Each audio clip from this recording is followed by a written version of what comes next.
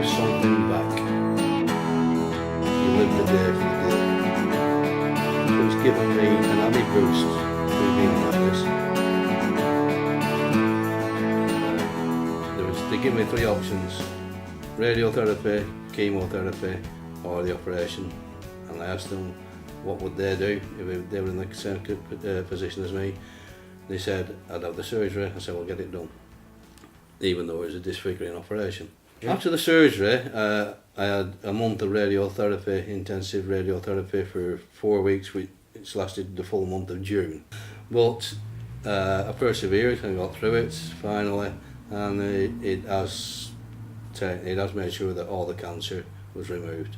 I wore a patch before I actually got the magnetic nose, and I felt like a new man. It just gave me a lift, such a big lift, to actually walk around with looking something that looked like a nose, which it did, and people didn't really, it was my mouth that they looked at rather than the patch over my nose. I went out, I carried on playing bowls. I didn't play golf for a while because it was hard work, breathing. It was like a gauze thing over the front, so it just went into the hole. I didn't play golf until just under 12 months ago, and I started playing golf again. But I carried on playing bowls, snooker, going out for a drink, eating meals, going out for a meal with my wife and family. Walks. I had a dog at the time, and we used to go for walks with the dog, and everything that a normal day represents. Well, as a matter of fact, it was a very good friend of mine, and he put in a request for me to be a VIP there at the Etihad Stadium and meet a few of the dignitaries, which they did without my knowledge until a couple of days before. We went together, and I actually met Mike Summerby, and because he's got a big nose and I had none, we stood back to back and said it looked like a broken pickaxe, which I thought was quite good, and he was quite happy to do it. And the people that actually I met there were just normal, everyday, down-to-earth people who didn't take my scars and things into account. They just treated me as a normal person, and they did the best for me. I had a great seat in the house, and I actually watched them win. I think it was 2-1. I think we won 2-1 on the day. I mean, it might have been 3-1. After that, I thought that was the icing on the cake. Something else came along. A man called Bert1 was the head coach of Wigan Athletic, of the team with the Flair at the time.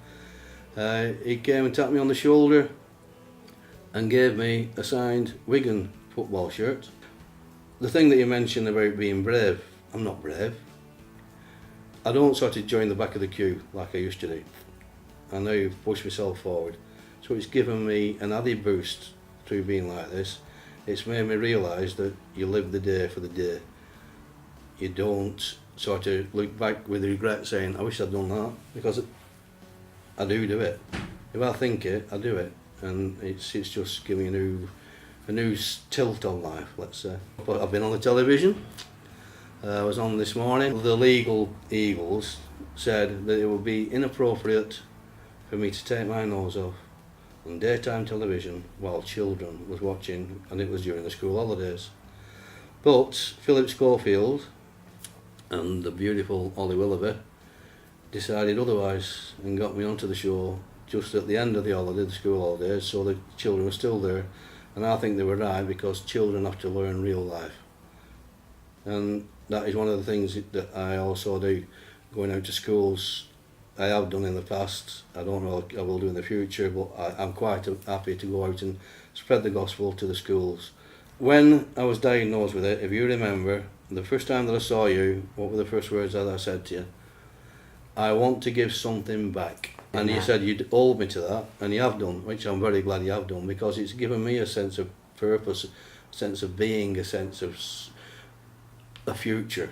I go abroad. I love me foreign holidays. I go abroad. I've got a lovely wife that really looks after me, keeps me in check actually, but nicely. We go abroad together. We enjoy holidays in this country. Well, I even go swimming. But I do go swimming when it's very quiet now in the pool. I've got courage up to do that, which I'm proud of. It's an achievement for me to do on my own side rather than do for somebody else. I've done something for myself, and I've got playing golf again.